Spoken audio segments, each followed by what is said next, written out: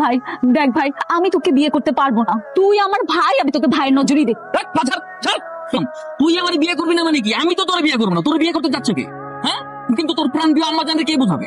এখন সব শখ আমার মার, তোর মার কোনো শখ ছিল না? তোর মা কি কথা দেয় নাই? আর একটা জিনিস বুঝছ না কেন, বিয়ে শাদীর ব্যাপার। তোর মতো চ্যাপটা মুরগিরে আমি বিয়ে করলে তো আমার জীবন পুরো ছাড়খাড় হয়ে যাবে। আমি ওটা করতে দিব নাকি? কি তোর মতো হারামজাদারে বিয়ে করে মনে হয় আমি স্বর্গে উঠে যাবো, তাই না? ওদেরকে ডাকো, বলো এত ভাবাভাবির কিছু নাই, বিয়ে আমরা দিব, বিয়ে করতে হবে, বিয়ের প্রস্তুতি নিতে বলো। দেখ ভাই, তুই যে করেই হোক বিয়েটা আটকা। আমার 5টা 6টা বয়ফ্রেন্ডের কি হবে বল? আমার তো এটা চিন্তা করি দমটা বন্ধ হয়ে আসতেছে। এইসব কথা আমার না বলে তোর বাপ মারে গিয়ে বল। আমার কথা কেউ শোনে? নিজেদের মতো ঝগড়া করে কোনো লাভ নেই। চল নিচেকে নিজেদের সিদ্ধান্ত জানাই। তার যদি আমাদের সিদ্ধান্ত না মানে, বলবো যে আমরা গলায় ধরে দিব। যাক, এতদিনে তোর মাথায় বুদ্ধি আসছে, চলায়। চল। আমরা আমাদের সিদ্ধান্ত নিয়ে ফেলেছি। আমরাও আমাদের সিদ্ধান্ত নিয়ে ফেলেছি। তোমরা তোমরা আবার কি সিদ্ধান্ত নিলে?